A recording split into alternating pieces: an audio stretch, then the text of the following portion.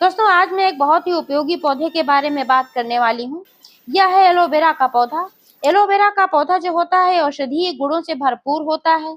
इसके इस्तेमाल से बहुत सारी बीमारियां कोसों दूर भागती हैं और एलोवेरा का इस्तेमाल करके आप अपनी खूबसूरती को भी बढ़ा सकते हैं, पिंपल्स, रिंकल्स की समस्या से छुटकारा पा सकते हैं और बालों के झड़ने की समस्या है और भी कोई समस्या है तो एलोवेरा से छुटकारा पाया जा सकता है। इसीलिए अक्सर कोई भी प्रोडक्ट जब आप खरीदते हो तो या देखते हो कि इसमें एलोवेरा है या नहीं है। लेकिन जब कोई भी बना बनाया प्रोडक्ट हम खरीदते हैं उसमें प्रिजर्वेटिव होता है और भी बहुत सारी चीजें उसमें होती हैं, तो इसलिए अगर घर में ही हम एलोवेरा का पौधा लगा लेते हैं तो हमको शुद्ध एकदम मिल जाता है और इसके लिए हमें कोई पैसा भी नहीं खर्च करना पड़ता है। तो इसलिए एलोवेरा का पौधा अक्सर सभी लोग अपने घरों में लगाते हैं। लेकिन दोस्तों समस्याएं तब आती हैं जब एलोवेरा का पौधा ग्रोथ नहीं कर पाता है, इसकी पत्तियां मोटी रसीली नहीं होती हैं, पत्तियां पिलपिली सी होने लगती हैं, सूखने लगती हैं।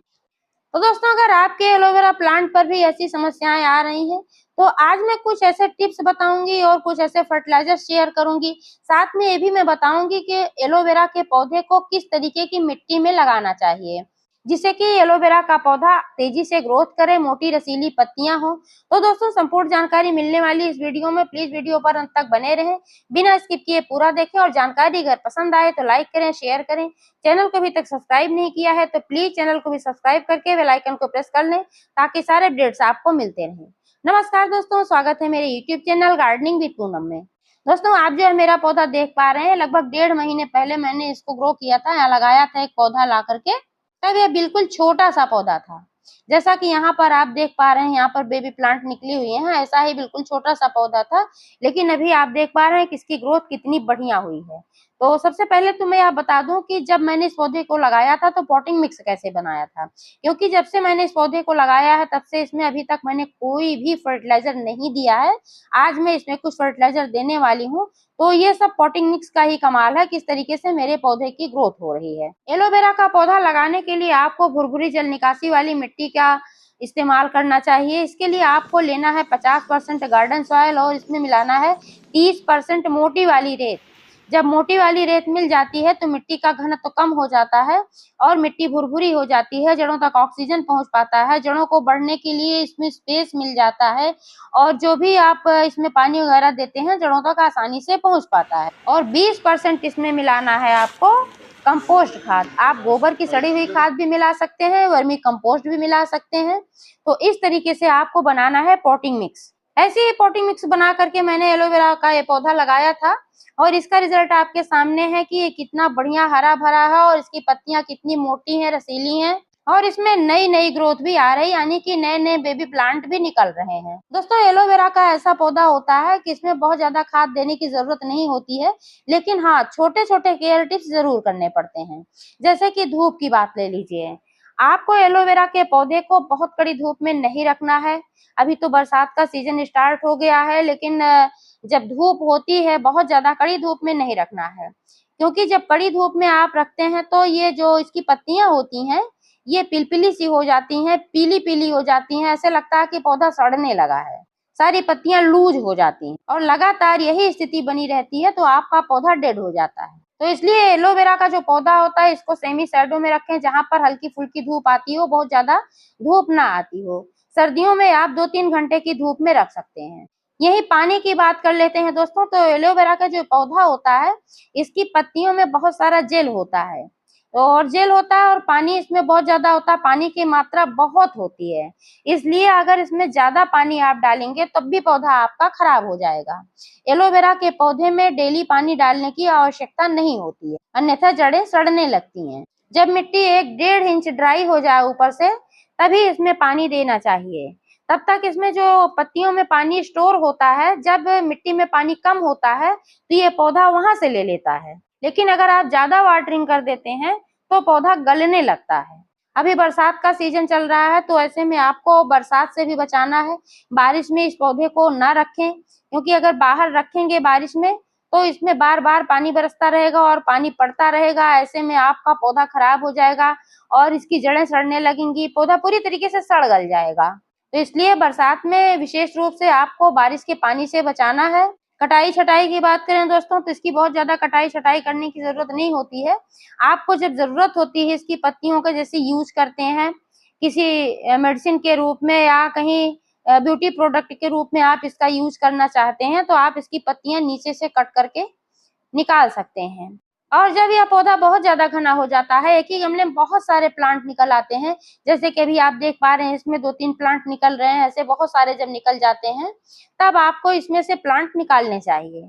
छोटे छोटे जो पौधे होते हैं इनको निकाल कर कहीं और आप लगा सकते हैं या किसी को दे सकते हैं, क्योंकि जब इसमें बहुत ज्यादा हो जाता है तो फिर पौधे की ग्रोथ रुक जाती है, पत्तियां फिर पतली पतली होने लगती हैं, क्योंकि इनको बढ़ने के लिए स्पेस ही नहीं मिलता है।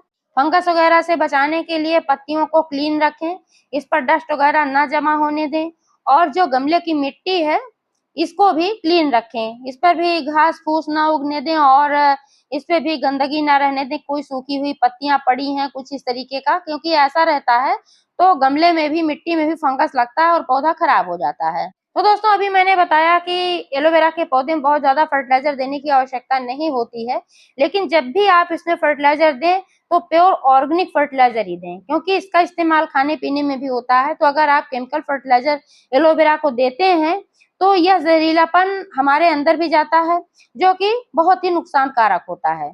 एलोवेरा के पौधे के लिए गोबर की खाद बहुत ही अच्छी होती है, क्योंकि नाइट्रोजन, पोटेशियम और फास्फोरस ये 3 पोषक तत्व ऐसे होते हैं कि जो सभी पौधों के विकास के लिए जरूरी होते हैं। तो जो गोबर की खाद होती है इसमें नाइट्रोजन, फास्फोरस और पोटेशियम की संतुलित मात्रा पाई जाती है, लेकिन इसका भी इस्तेमाल बहुत ज्यादा मात्रा में नहीं करना है। जितना बड़ा मेरा कंटेनर है, इतने बड़े कंटेनर के लिए आप ले सकते हैं 1 से 1.5 मुट्ठी, ज्यादा से ज्यादा 2 मुट्ठी, इससे ज्यादा नहीं। और वर्ष में सिर्फ 1 बार या 2 बार ही आप गोबर की भी खाद का इस्तेमाल कर सकते हैं। समय समय पर आप चाय पत्ती का भी इस्तेमाल कर सकते हैं, जो कि आज मैं करने वाली हूँ, क्योंकि चाय की पत्ती जो होती है एनपीके का काम करती है। इसमें भी नाइट्रोजन की अच्छी मात्रा पाई जाती है, साथ साथ फास्फोरस और पोटेशियम भी पाया जाता है, इसके अलावा और कई पोषक तत्व पाए जाते हैं, लेकिन इसकी भी मात्रा संतुलित होनी चाहिए, बहुत अधिक मात्रा में इस्तेमाल नहीं करना चाहिए। चाय की पत्ती का भी इस्तेमाल 1 महीने में सिर्फ 1 ही बार करना चाहिए। अगर आप यूज्ड चाय पत्ती ले रहे हैं तब तो आप 2 चम्मच इस्तेमाल कर सकते हैं, लेकिन अगर फ्रेश चाय पत्ती का इस्तेमाल कर रहे हैं तो आधा चम्मच से ज्यादा आपको इस्तेमाल नहीं करना है। यूज्ड चाय पत्ती जो होती है जब हम बॉयल करते हैं तो उसमें बहुत सारे पोषक तत्व निकल जाते हैं, इसलिए उसको हम ज्यादा मात्रा में यूज कर सकते हैं, लेकिन ये जो फ्रेश चाय की पत्ती होती है इसमें सभी पोषक तत्व बहुत अच्छी मात्रा में रहते हैं। तो अगर ज्यादा मात्रा में इसका इस्तेमाल हम कर लेते हैं तो पौधे को नुकसान पहुंचता है, इसलिए आधा चम्मच पर्याप्त है। अब मैं बात कर लेती हूँ कि पौधे में फर्टिलाइजर कब देना चाहिए। तो दोस्तों पौधे में फर्टिलाइजर देने के लिए सबसे पहले तो आप निश्चित करें कि जो मिट्टी है इसको ड्राई होना चाहिए। गीली मिट्टी में कभी भी फर्टिलाइजर नहीं देना चाहिए। अभी आप देख पा रहे हैं कि मेरे गमले की जो मिट्टी है पूरी तरीके से तो ड्राई नहीं हो पाई है, क्योंकि मैं कई दिनों से इंतजार कर रही हूँ कि इसकी मिट्टी ड्राई हो तब मैं इसमें फर्टिलाइजर दूं, लेकिन थोड़ी सी बारिश हो जाती है इधर उधर तो थोड़ा ये भीग गया था। अभी मैंने इसको छाये में रखा हुआ है तो अभी धीरे धीरे इसकी मिट्टी काफी हद तक सूख गई है, बस हल्की सी नमी इसमें बची हुई है, बहुत ज्यादा गीलापन इसमें नहीं है। लेकिन अगर ये पूरी तरीके से ड्राई होता तो ज्यादा अच्छा होता, क्योंकि फर्टिलाइजर देने के बाद पानी देना पड़ता है। लेकिन दोस्तों आज मैं जो फर्टिलाइजर दूंगी तो इसमें पानी मैं नहीं दूंगी, क्योंकि इसमें अभी नमी है। जब थोड़ी नमी इसकी और कम हो जाएगी तब मैं इसमें वाटरिंग करूंगी। और ऐसी मिट्टी में अगर आप फर्टिलाइजर देते हैं, गीली मिट्टी जब रहती है तो उसमें फंगस लगने का खतरा रहता है। तो दोस्तों मेरे गमले की मिट्टी तो गीली नहीं है, लेकिन हाँ नमी है इसमें, थोड़ा और ड्राई होना चाहिए था। तो फर्टिलाइजर देने के बाद मैं इसमें एक नेचुरल फंगिसाइड का इस्तेमाल करने वाली हूँ, क्योंकि जिससे कि मिट्टी में फंगस वगैरह ना लगे। तो सबसे पहले मैं इसमें चाय की पत्ती का इस्तेमाल करूंगी। इसके लिए मिट्टी की हल्की सी गुड़ाई करना है, बहुत ज्यादा गुड़ाई नहीं करना है, क्योंकि अभी ये न्यू प्लांट है। वैसे भी एलोवेरा की जड़ें बहुत गहराई तक नहीं जाती हैं, बहुत छोटी छोटी जड़ें होती हैं, ऊपर ही होती हैं। बहुत ज्यादा गुड़ाई करने से इसकी जड़ें हिल जाती हैं और पौधा खराब हो जाता है, इसलिए बहुत दूर से गुड़ाई करना है, जड़ के पास बिल्कुल नहीं जाना है। हल्के हल्के से मैंने यहाँ पर गुड़ाई कर लिया है और यहाँ जो बेबी प्लांट है यहाँ मैंने छोड़ दिया है, क्योंकि नहीं तो ये पौधे खराब हो जाएंगे। और गुड़ाई करने के बाद ये आधा चम्मच ऐसे ही इस चाय पत्ती को इसमें मिट्टी में ठीक तरीके से मिला देना है। इसके बाद दोस्तों जो मैं फंगिसाइड की बात कर रही थी कि नेचुरल फंगिसाइड का इस्तेमाल मैं करने वाली हूँ, तो यह है हल्दी पाउडर। आधा चम्मच हल्दी पाउडर का इस्तेमाल मैं करूंगी, क्योंकि हल्दी जो होती है बहुत ही अच्छी फंगिसाइड का काम करती है और इसमें एंटीबैक्टीरियल, एंटी फंगल और एंटीवायरल गुण जो पाया जाता है, इस वजह से ये पौधे में कीड़े मकोड़े भी नहीं लगने देती और फंगस से भी बचाती है। और हल्दी में एंटीऑक्सीडेंट गुण भी पाया जाता है, जिससे हमारे पौधे को फायदा पहुंचता है। तो दोस्तों इस तरीके से आधा चम्मच हल्दी पाउडर भी इसमें मिला देना है ठीक तरीके से मिट्टी में। और इसमें मैं वाटरिंग नहीं करूंगी, क्योंकि मिट्टी में हल्की नमी है, जब नमी खत्म हो जाएगी इसकी तभी मैं इसमें वाटरिंग करूंगी। तो इस तरीके से आप भी अपने एलोवेरा प्लांट की देखभाल करेंगे तो आपका भी पौधा ठीक तरीके से चलेगा, मोटी रसीली पत्तियां होंगी और इसमें ढेर सारी नई ग्रोथ होगी। तो जानकारी कैसी लगी कमेंट करके अवश्य बताइएगा। पूरा वीडियो देखने के लिए बहुत बहुत धन्यवाद।